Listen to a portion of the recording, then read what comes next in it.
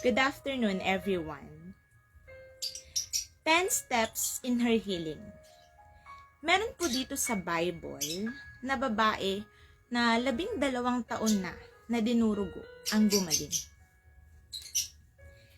At actually po, hindi healing ang kalooban ng Diyos, kundi health sa bawat isa sa atin.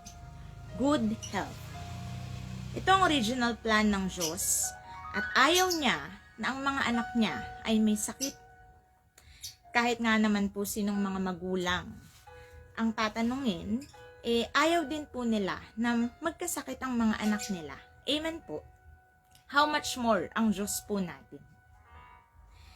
Pero dahilan sa kasalanan, dito po pumapasok ang sakit. Dito po pumapasok ang kahirapan.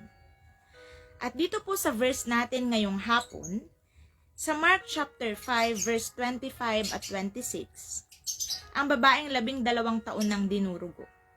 Alam ko po na pamilyar po ito sa atin, ngunit sa hapong ito, sabay-sabay po nating balikan at pag-aralan. Kasi nga po hinihiling ko po na tayo pong lahat ay yumuko at manalangin. Aming Ama, nagpapasalamat kami sa hapong ito. Wini-welcome ka namin sa Bible study namin ito, O Diyos. Malaya kang makialam, malaya kang kumilos.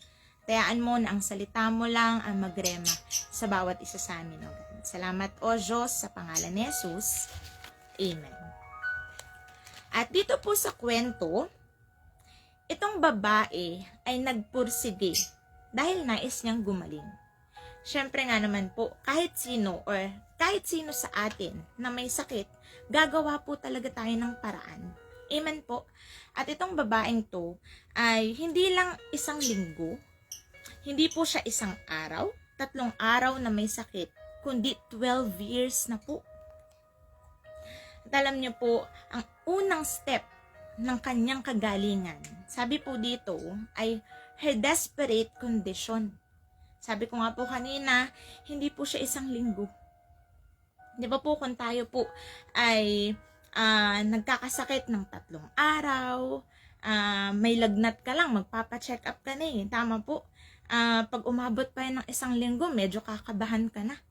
Pero alam niyo po, itong babaeng to, gumaling siya out of her desperate condition. At sabi niya po dito, hindi po naging madali sa babaeng ito. Kasi 12 years. Sabi ko nga po sa inyo kanina, alam ko na pamilyar po tayo sa kwento po na to. At sabi po ng mga Bible scholar, ang hinawakan niya ay yung shawl ni Jesus. O yung ang tawag po sa Israel ay talit shawl. Yan, sayang nga po kasi meron po akong talit shawl. Hindi ko lang siya mapapakita kasi hindi ko po nadala. Pero, meron po akong isang example po dito, mamaya, meron po akong shawl dito, at example ko po sa inyo, ano ba yung talit shawl.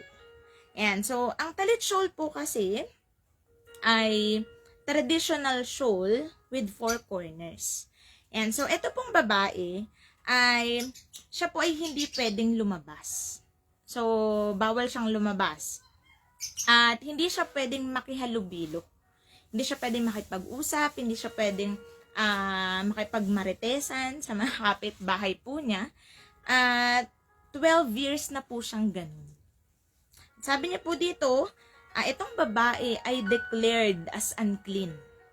At lahat ng hawakan niya ay ituturing ding marumi. Pero sa kabila po noon, nag-risk po siya. Sa kabila na ang parusa sa bagay na to, sa ganitong kaso niya, ay stoned to death. Na kapag nalaman po ng mga tao na siya ay may sakit, unclean siya at nakipaghalubilo siya, stoned to death po ang parusa nito. Pero sa kabila po nun ay nakipagsiksikan siya in order na gumaling siya. At strictly forbidden po ang hawakan ang mga guro. Strictly forbidden na hawakan si Jesus ng mga declared unclean. At sabi niya po dyan, nagkaroon siya ng courage na hawakan yung shawl ni Jesus. At eto nga po, ipapakita ko po sa inyo yung isang kind ng shawl. Hindi po siya talit shawl, pero kagaya po ng talit shawl, meron po siyang 4 corners. Yan, so eto po yung 1, 2, 3, at ito po yung pang-4. So, meron po siyang 4 corners. At saan ba galing itong traditional talit shawl po nila? So, nakalagay po yan sa Deuteronomy chapter 22 verse 12. Ito po ay brief command to make tassels. Yan. Sabi niya po dito, lagyan ninyo ng palawit ang 4 na gilid ng balabal na damit ninyo. At pagdating po sa Numbers chapter 15 verses 37 hanggang 39, na-expand po yung command na ito. At sabi niya po dito, inutusan ng Panginoon si Moses na sabihin ito sa mga Israelita. Gumawa kayo ng mga palawit na laylayan ng inyong damit at lagyan ninyo ito ng taling kulay asul. Kailangang sundin ninyo ito hanggang sa susunod na henerasyon. Ang mga palawit na ito ang magpapaalala sa inyo ng lahat kong mga utos para sundin ninyo ito at hindi ang inyong kagustuhan lang ang inyong gawin. So, ito po palang talit shawl, itong traditional Jewish shawl ng mga Israelita ay sinabi na ng Bible. Nakasulat na po ito. At ito po yung pangalawa na ginawa ng babae. Sabi niya po dito, tried all human remedies. Nakalagay po yan sa verse 26. Maraming hirap ang dinanas niya sa kabila ng pagpapagamot sa iba't ibang doktor.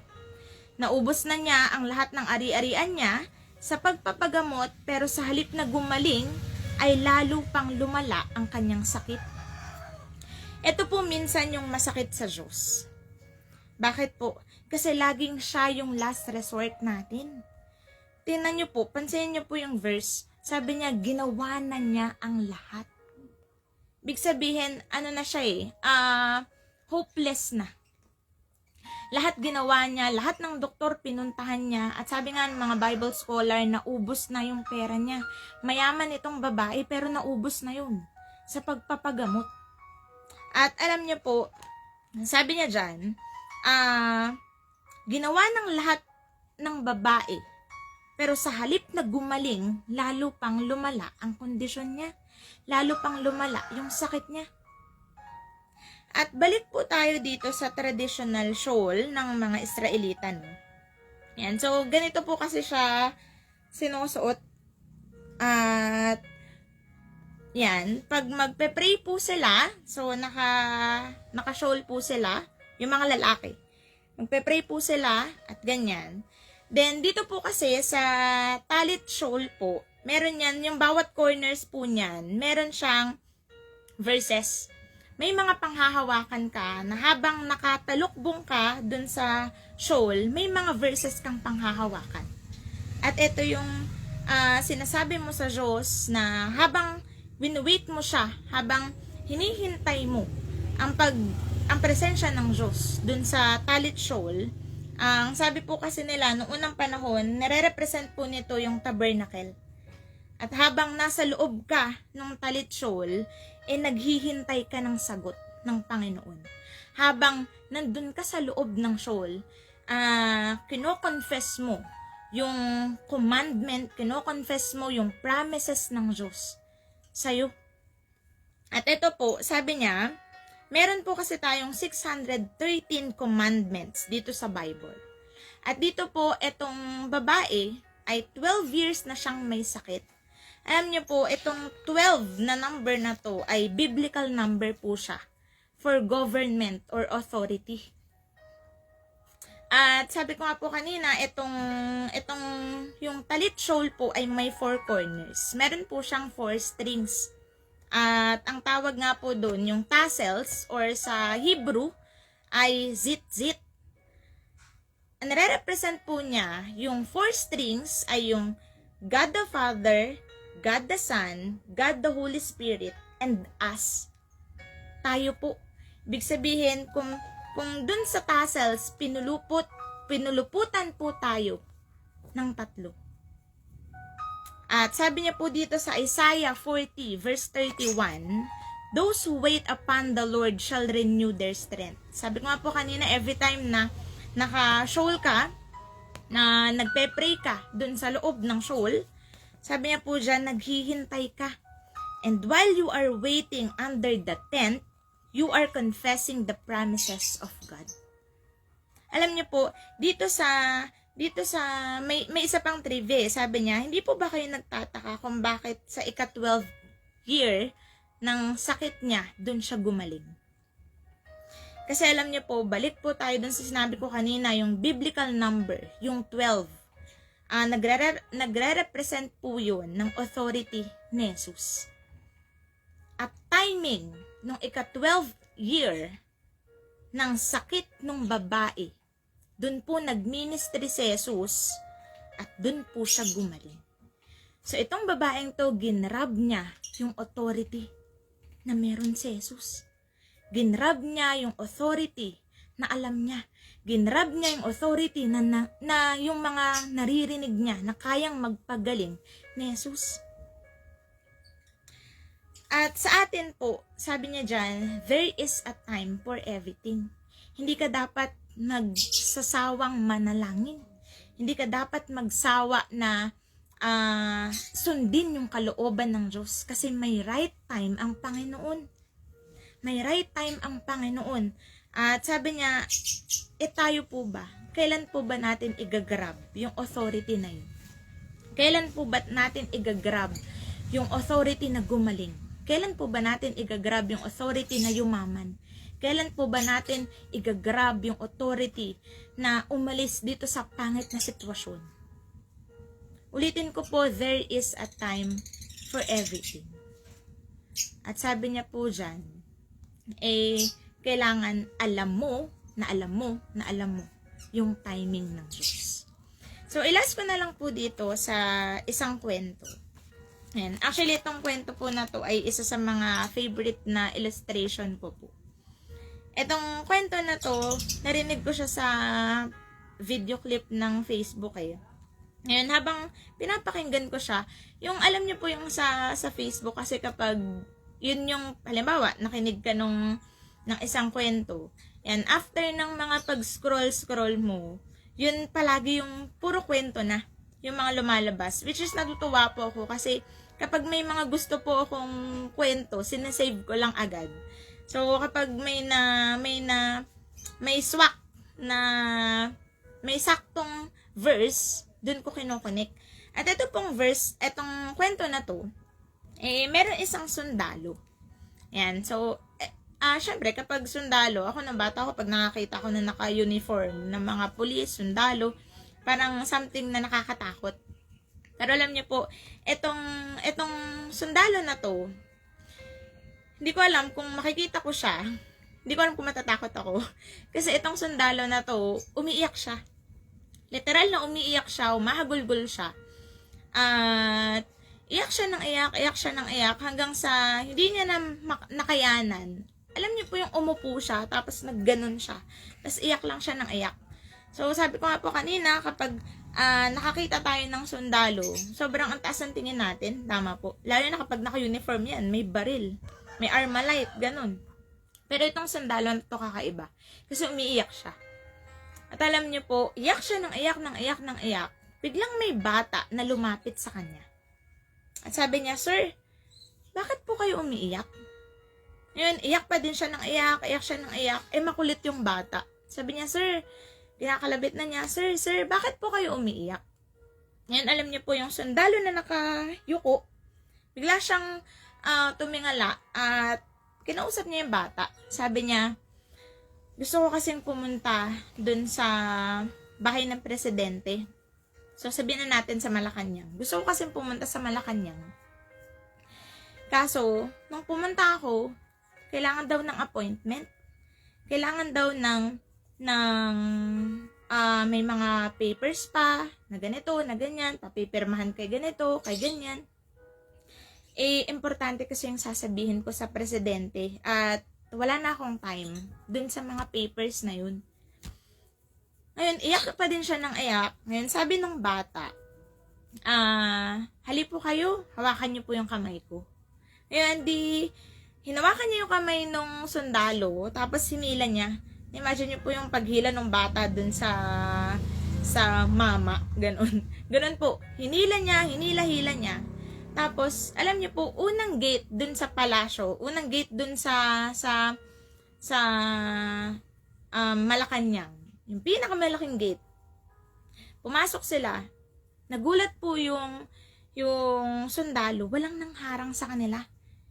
Pero kanina, nung pumunta siya, ang daming mga kailangan daw ng process, kailangan ng ganito, kailangan ng ganyan. Pero nagulat siya na walang humarang sa kanila. Alam niyo po, dire-diretso silang naglalakad hanggang sa nakapunta na po sila dun sa malaking pintuan. Pagpasok po nila, wala pa din humaharang sa kanila. Takang-taka na yung sundalo hanggang sa nawala yung iyak niya, nawala yung luha niya kasi tataka na siya eh. Yan, alam niyo po, pumasok po sila dun sa malaking pintuan. Tapos dun, pagdating nila sa malaking pintuan, pagpasok nila dun, may napakalaking hagdan. Umakyat po sila dun. Pagdating after nung malaking hagdan, may magandang pintuan. At yun po pala yung pintuan ng presidente. At gulat yung sundalo. Kasi anong nangyayari? Hindi niya alam kung anong nangyayari. Ngayon, alam niyo po, pagpasok po ng bata, as in, wala siyang katok-katok eh. Binuksan niya lang po yung pinto. Pagpasok niya, nakita po nilang dalawa na nandun yung presidente nakaupo.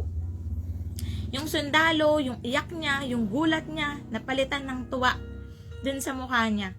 Kasi nakita niya face to face yung presidente. At alam niyo po, pakinggan niyo po itong bata.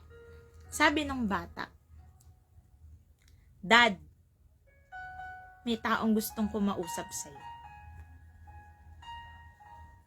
Ngayon, ano po yung lesson dito sa kwento na to? Yung presidente, yung Diyos Ama, yung sundalo ay tayo, at yung bata ay si Jesus. At every time na hawak mo ang kamay ni Jesus, lalapit ka bilang anak sa Diyos, pakikinggan ka niya.